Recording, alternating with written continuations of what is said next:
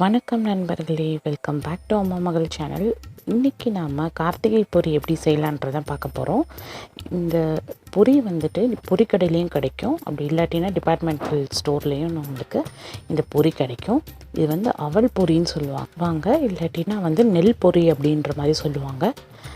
இப்போது இந்த இனிப்பு வகையான கார்த்திகை பொரி வந்து எப்படி செய்யலான்றதை வாங்க இப்போ வீடியோக்குள்ளே போய் பார்க்கலாம்.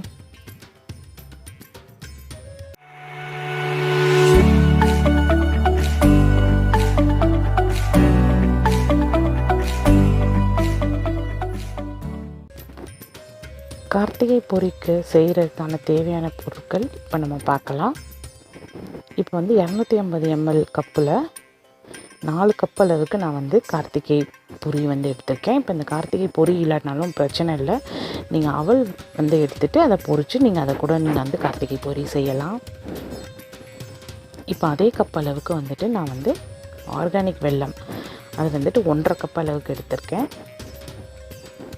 கொப்பரை தேங்காய் வந்து ஒரு 1/2 கப் அளவுக்கு எடுத்திருக்கேன். முந்திரி திராட்சை வந்து நீங்கள் ஒரு 10லேருந்து 15 நம்பர் எடுத்துக்கலாம், இதெல்லாம் வந்து ஆப்ஷனல் தான். 1/2 சிட்டிகளவு ஏலக்காய் தூள், நெய் தேவையான அளவு, ஒரு 1/4 கப் அளவுக்கு தண்ணி எடுத்துக்கோங்க. இப்போ வந்து பேன் எடுத்துகிட்டு ஒரு 2 ஸ்பூன் அளவுக்கு நெய் விட்டுட்டு இப்போ நம்ம வந்து இந்த நட்ஸ் எல்லாத்தையும் நம்ம வறுத்துடலாம். முன்னாடியே நான் சொன்ன மாதிரி இந்த நட்ஸ் எல்லாமே ஆப்ஷனல் தான். இது விருப்பம் இல்லாதவங்க இதை வந்து நீங்கள் சேர்க்காம நீங்கள் கொப்பரை தேங்காய் வந்து கண்டிப்பாக சேர்த்துக்கோங்க, அது ரொம்பவே நல்லா டேஸ்டியாக இருக்கும். இப்போ கொஞ்சம் ஓரளவுக்கு வந்து திராட்சை வதங்கினதுக்கப்புறமா வந்து நம்ம முந்திரி பருப்பு போட்டு அதையும் நல்லா வந்து கொஞ்சம் செவக்க வறுத்துடலாம்.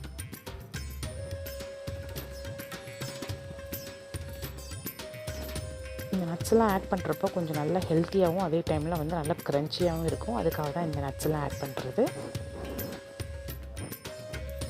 கொஞ்சம் நல்ல முறுமுறுன்னு வர வரைக்கும் நீங்கள் வந்து வறுத்துக்கோங்க.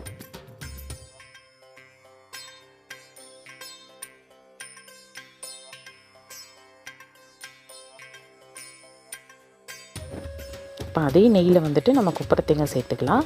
ஏன் வந்து பச்சை தேங்காய் சேர்க்காமல் கொப்பரை தேங்காய் சேர்க்க சொல்கிறேன்னா, அது வந்து டேஸ்ட் வந்து நல்லா என்ஹான்ஸ் பண்ணி தரும். அதே டைமில் நீங்கள் ஒரு 10 நாள் 15 நாள் வச்சு சாப்பிடும் அப்படின்னு நீங்கள் நினச்சிங்கன்னா இந்த மாதிரி கொப்பரை தேங்காய் வந்து சேர்த்துக்கோங்க. பச்சை தேங்காய் சேர்த்திங்கன்னா வந்து அது சீக்கிரமாக கெட்டு போயிடும். ஸோ கொப்பரை தேங்காய் சேர்த்து ட்ரை பண்ணி பாருங்கள், அதோட டேஸ்ட்டும் வந்து ரொம்ப டிஃப்ரெண்ட்டாக இருக்கும். இதையும் வந்து நல்லா கொஞ்சம் ப்ரௌன் கலரில் வர வரைக்கும் வறுத்துக்கலாம். இப்போ அடுத்ததாக வந்துட்டு நம்ம வெல்லத்தை சேர்த்துடலாம். நான் 1.5 கப் அளவுக்கு நான் எடுத்திருக்கேன்.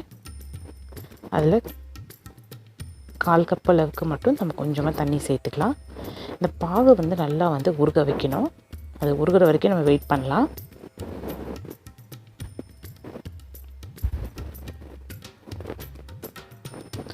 இந்த பாகு வந்து ரொம்பவும் வந்து கெட்டியாகிடக்கூடாது. ஸோ அதோட கன்சிஸ்டன்சியும் நான் சொல்கிறேன்.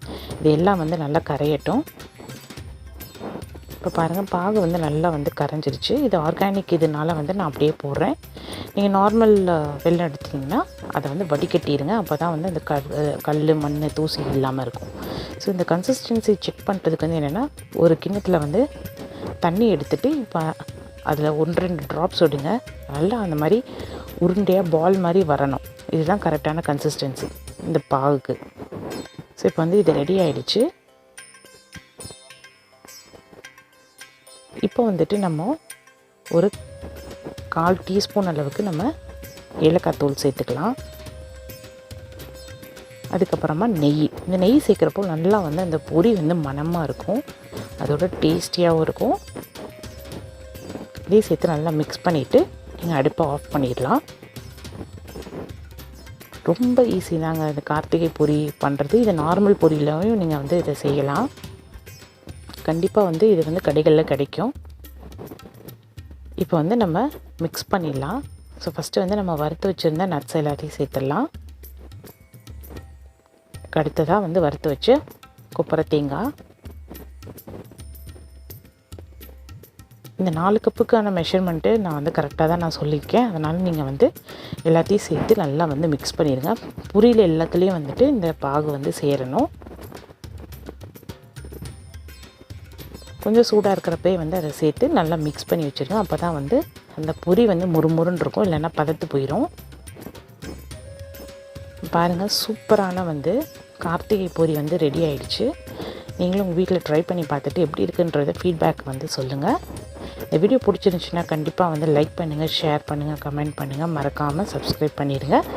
பக்கத்தில் இருக்க பெல்லையும் ப்ரெஸ் பண்ணிடுங்க. அப்போ தான் நான் வீடியோஸ் லோட் பண்ணுறப்போ உங்களுக்கு நோட்டிஃபிகேஷன்ஸ் உடனுக்குடன் வரும். Thank you so much. இனிய கார்த்திகை தீபம் நல்வாழ்த்துக்கள்.